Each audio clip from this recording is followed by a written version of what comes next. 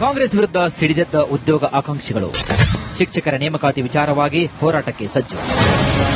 ರಾಜ್ಯದಲ್ಲಿ ಇದೀಗ ಉದ್ಯೋಗ ಆಕಾಂಕ್ಷಿಗಳು ಹೋರಾಟಕ್ಕೆ ಮುಂದಾಗಿದ್ದಾರೆ. ಜುಲೈ 28ರಂದು ಉದ್ಯೋಗ ಆಕಾಂಕ್ಷಿಗಳಿಂದ ಬೃಹತ್ ಪ್ರತಿಭಟನೆ ಫ್ರೀಡಂ ಪಾರ್ಕ್ನಲ್ಲಿ ನಡೆಸಲಿದ್ದಾರೆ. 15,000 ಶಿಕ್ಷಕರ ನೇಮಕಾತಿ ವಿಚಾರವಾಗಿ ಶಾಲಾ ಶಿಕ್ಷಣ ಹೊರಡಿಸಿರುವಂತಹ ಅಧಿಸೂಚನೆಯಲ್ಲಿ ಕೆಲವೊಂದಿಷ್ಟು ಗೊಂದಲ ಜೊತೆಗೆ ಮಿಸ್ಟೇಕ್ಗಳಿಂದ ಕೂಡಿದ್ದು ಬದಲಾವಣೆ ಮಾಡಬೇಕು ಅಂತ ಹೋರಾಟ ಮುಖಾಂತರ ಸರ್ಕಾರಕ್ಕೆ ಒತ್ತಾಯ ಮಾಡಿದ್ದಾರೆ. ಈ ಬಾರಿ ಶಿಕ್ಷಕರ ನೇಮಕಾತಿಯಲ್ಲಿ ಹಲವು ಬದಲಾವಣೆ ಮಾಡಿದ್ದಾರೆ. ಸಂಗೀತ, ಬಯೋಟೆಕ್ನಾಲಜಿ ಹಾಗೂ ಕಾಮರ್ಸ್, ಟಿಇಟಿ ಮತ್ತು ಬಿಎಡ್ ಮುಗಿಸಿದವರಿಗೆ ಅರ್ಜಿ ಹಾಕಲು ಸರ್ಕಾರ ನೀಡಿಲ್ಲ. ಇನ್ನು ಈ ಬಗ್ಗೆ ಶಾಲಾ ಶಿಕ್ಷಣ ಇಲಾಖೆಗೆ ಮನವಿ ಮಾಡಿದರೂ ಕೂಡ ಸ್ಪಂದಿಸುತ್ತಾನೇ ಇಲ್ಲ. ಹೀಗಾಗಿ ಹೋರಾಟಕ್ಕೆ ಧುಮುಕಿದ್ದಾರೆ.